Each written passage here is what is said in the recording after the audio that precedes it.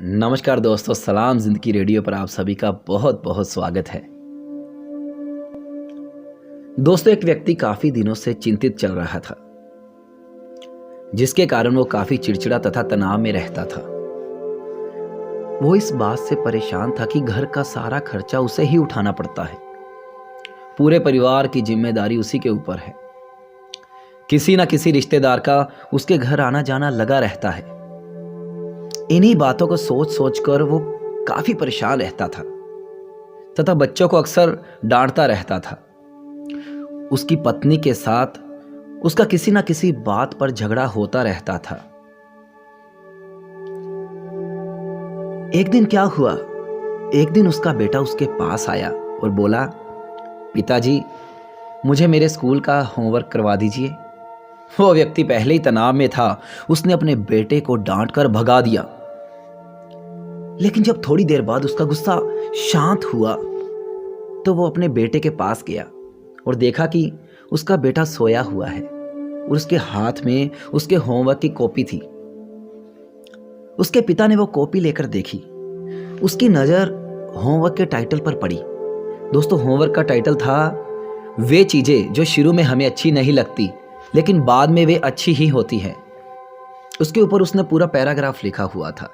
उसके पिता ने वो पैराग्राफ पढ़ना शुरू किया। बच्चे ने लिखा था, मैं अपने फाइनल एग्जाम को धन्यवाद देता हूँ क्योंकि शुरू में तो ये बिल्कुल अच्छे नहीं लगते लेकिन बाद में स्कूल की छुट्टियां हो जाती है तो बहुत याद आती है। मैं बुरी स्वाद वाली कड़वी दवाइयों को धन्यवाद देता हूँ क्योंकि शुरू में तो ये मुझे कड़वी लगती है लेकिन मुझे ये बीमारी से बचाती है, ठीक करती है। मैं सुबह जगाने वाली अलार्म घड़ी को धन्यवाद देता हूं जो मुझे हर रोज सुबह बताती है कि मैं जीवित हूं। मैं ईश्वर को भी धन्यवाद देता हूं जिसने मुझे इतने अच्छे पिता दिए क्योंकि उनकी डांट मुझे शुरू में तो बुरी लगती है लेकिन वो मुझे घुमाने लेकर जाते हैं, मुझे अच्छी अच्छी चीजें लाकर देते हैं और मुझे इस बात की खुशी है कि मेरे पास पिता है क्योंकि मेरे दोस्त के पास तो पिता ही नहीं है। दोस्तों, बच्चे का होमवर्क पढ़ने के बाद वो व्यक्ति जैसे सुन सा हो गया, जैसे अचानक नींद से जाग गया हो। उसकी सोच बदल सी गई। बच्चे की लिखी बातें उसके दिमाग में बार बार घूमने लगी, खासकर वो लास्ट वाली लाइन। दोस्तों, उसकी नींद उड़ गई थी। वो व्यक्ति फिर शांत होकर बैठा। उसने अपनी परेशानियों के बारे में फिर से सोचना शुरू किया। पहली, मुझे घर के सारे खर्चे उठाने पड़ते हैं। इसका मतलब यह है कि मेरे पास घर है और ईश्वर की कृपा से मैं उन लोगों से बेहतर स्थिति में हूं जिनके पास घर ही नहीं है।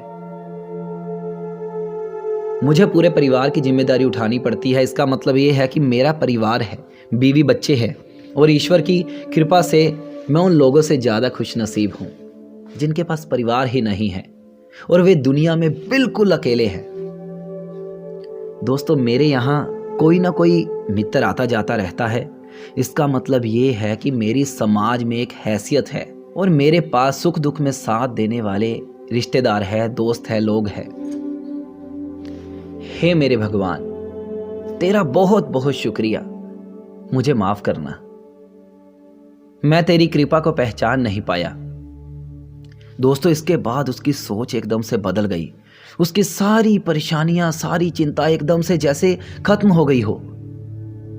वो एकदम से बदल सा गया। वो भागकर अपने बेटे के कमरे में गया और उसे गोद में उठाकर चूमने लगा और अपने बेटे तथा ईश्वर को धन्यवाद कहने लगा। दोस्तों, हमारे सामने जो भी परेशानियां हैं, जब तक हम उसे नेगेटिव नजरिए से देखते रहेंगे तब तक हम परेशानियों से घिरे रहेंगे। लेकिन जैसे ही हम उन्हीं चीज़ों को, उन परिस्थितियों को पॉजिटिव नज़रिए से देखेंगे, हमारी सोच एकदम से बदल जाएगी। हमारी सारी चिंताएं, हमारी सारी टेंशन, सारी परेशानियां, सारे तनाव एकदम से खत्म हो जाएंगे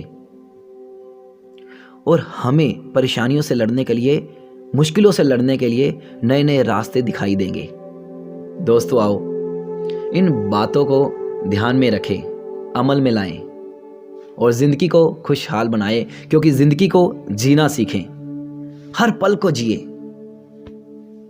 दोस्तों, हर पल का आनंद उठाएं तो दोस्तों ये थी कहानी। अगली बार फिर मिलेंगे एक नई कहानी के साथ। तब तक के लिए शुक्रिया।